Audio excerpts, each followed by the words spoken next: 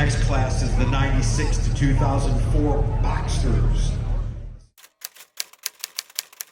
Here's something you often forget when planning to drive a 28-year-old Porsche to a national concours 300 miles away. Sometimes it tries to take you with it. Friday afternoon, 80 miles out. The engine oil dipstick worked itself loose, dropped down into the throttle linkage, and pinned the throttle wide open. 3 days before the most important show this car would ever enter, and my wife and I are sitting on the shoulder of the road wondering if it's going to make it there at all. It made it, but I'm getting ahead of myself. If you've ever been, the Porsche Parade is the big one. The Porsche Club of America's national event. Once a year, a different town, a different region, and for 1 week it's wall-to-wall Porsches. Some people plan their whole year around it. Others have attended it in excess of 50 times. This year it was here, Lake Placid, the Olympic Village. And during Parade Week, Monday is always the Concours day, the day they judge the cars, the day it gets serious. Look at the company I kept. Cars that got trailered in climate-controlled comfort and barely see daylight. And then there's mine, a 1998 Boxster I bought 11 years ago.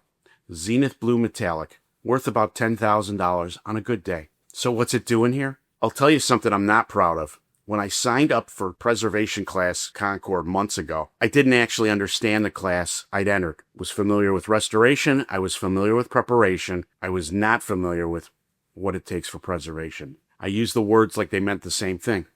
They don't. And the difference cost me weeks of work I didn't need to do. There are 3 ways your car could get judged. The top is restoration. Cars are judged against a like-new standard.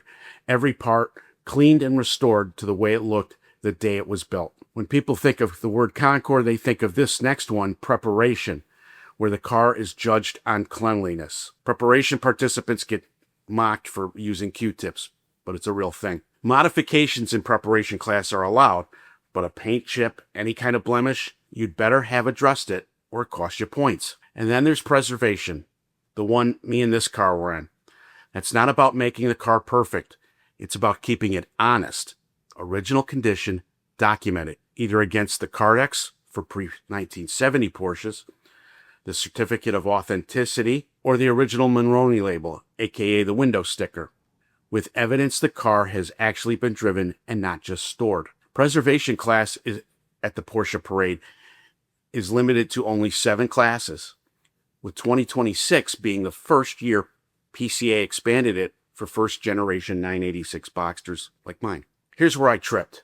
The whole car had to be Concours clean, the undercarriage, every seam, all of it. I knew up front the engine was the only thing they didn't judge. So I went to work. But somewhere in there I started restoring parts the class didn't want restored.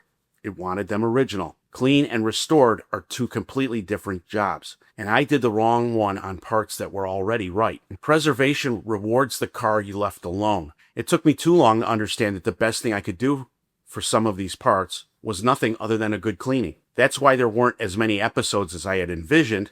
I just needed to clean, not restore. Patina not only was allowed, it was encouraged. So the car finally limps into Lake Placid on Friday afternoon, after 300 miles of on-again, off-again rain. Filthy. 2 days before judging. Every mile I had just driven was a mile of road grime on a car that had to be spotless underneath. Thankfully, I was one of the lucky ones that had a spot indoors, inside the 1932 Olympic Arena. So I spent Saturday and most of Sunday on my knees with microfiber towels, detailing a $10,000 car, inch by inch, inside a building where they made Olympic history. This is the part nobody puts on the internet, not the trophy, this. A guy in a towel and his detailing supplies, 2 days deep, hoping the rain stays off long enough to matter.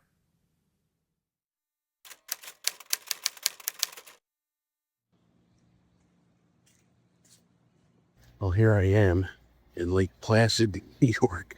It looks a lot brighter because of the street lights. It is about 4:45 Monday morning. It looks a lot clearer, but it's still like a mist in the air. And I'm doing my 15-minute walk of shame to the car to get it on the Concours field. A few moments later. It's 5:17 in the morning. And at 5:30, I'm going to roll this out into what is unfortunately a rainy morning, but it's been raining all night. But by the grace of God, the car's been in here today, so it's not been soaked. I'm one of the early birds. We were supposed to be here, I thought, all at 5, and you could see only maybe a third of the car owners are here and ready to pull them out. It's like a Formula One race qualifying right now. They'll wait to the very last minute to get their hot lap in. Human nature being what it is. Whether I leave now or at 5:30, it's going to get misted on just as much. Now that they've got the back door open, I'm just going to head over there.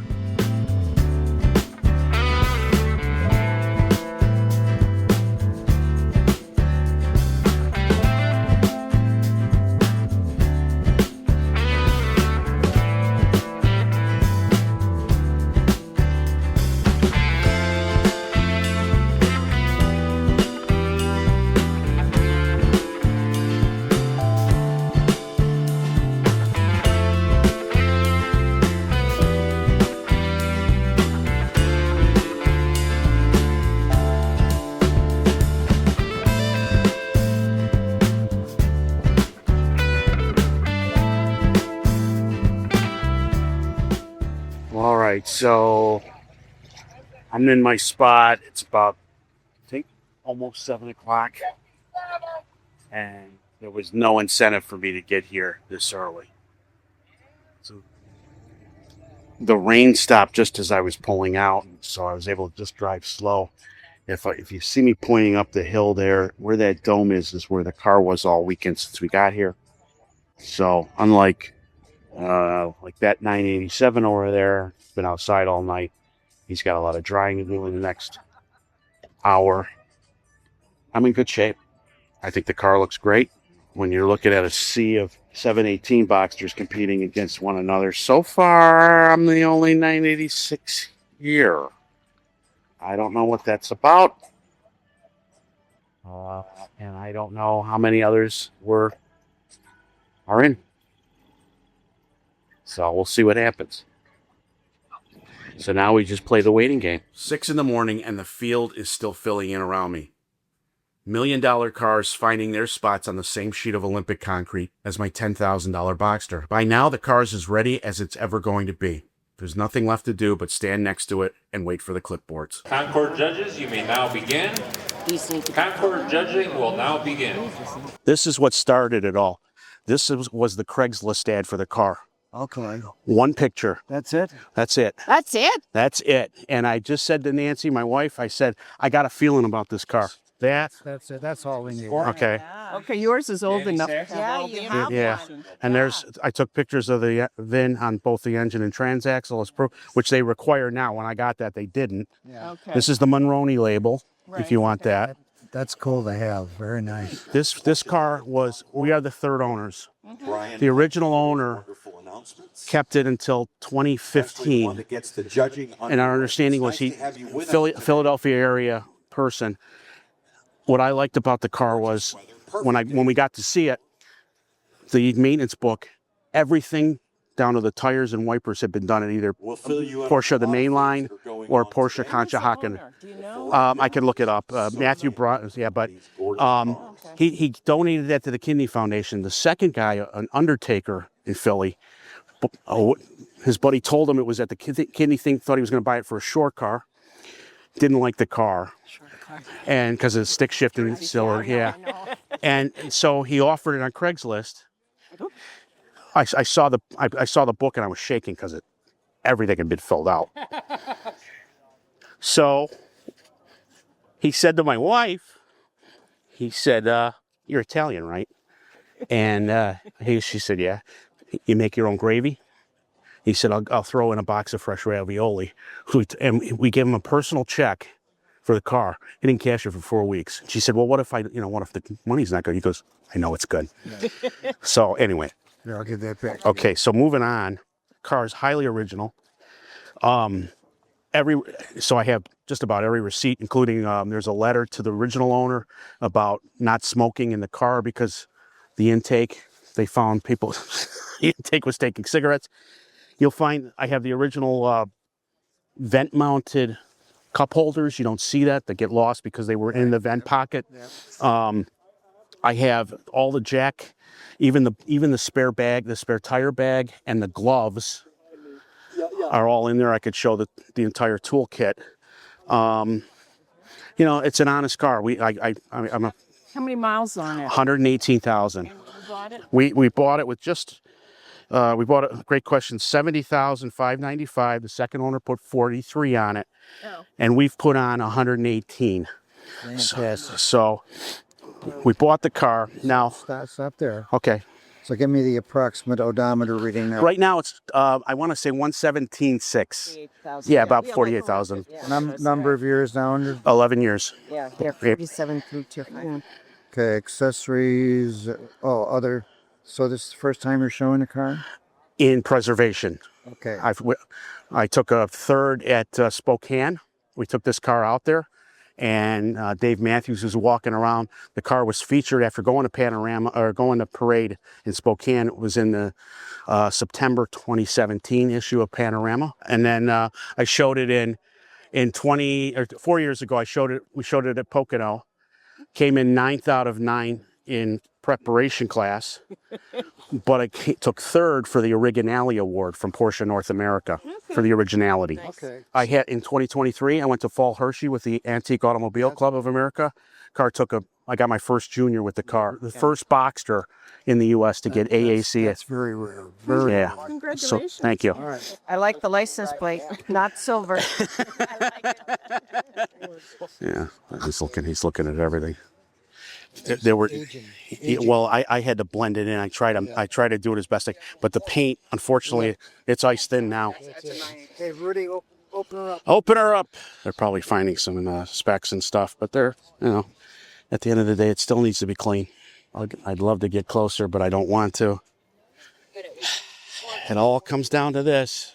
After that, you stand there nervously while you watch 3 people look for everything wrong with something you love. I gotta fess up. No matter how many times you've done this, it gets to you. You start second guessing the things you were sure of an hour ago, the dipstick that nearly ended the trip, the parts you maybe overdid, the rain. What did you miss in the ice rink under that lighting? And just like that, they're done. And there's nothing left to do but wait. All right, so I'm walking up to the score sheets. I'm told my score is up. And here we go. Okay. I think they all have food fun. And there it is, first place. All right. Okay. First place? Yeah. Congratulations. Thank you. Eventually. Our next class is the 96 to 2004 Boxsters. This is preservation. And first place goes to a 98 model. Congratulations to Rudy and Nancy Samsel. Hey, Rudy. First place Congratulations. in the 96 to 2004 Boxsters. All right, Richard. Thank you. Oh, thank you. Oh, absolutely. Thank you. First in class. A breakdown, 300 miles of rain, 2 days on my knees, and the cheapest car on the field went home with a first in its class. This wasn't the first time this car did this. And now Lake Placid. And this is the last one. Not because I stopped loving the car. My $10,000 Boxster won its class in preservation judging. There was no way I was going to win overall. There are just too many other better and more popular cars in the class. At this point, the only way I might improve my chances is by restoring the car. I'm not going to do that. I love the fact it's an honest, survivor quality example with a great story. So I'd rather walk away on the ice than get aged out on the grass. 11 years, nearly 50,000 miles, all those awards. I paid $10,000 11 years ago, and the car is still worth about $10,000 today. That's not a coincidence. That's the holy grail.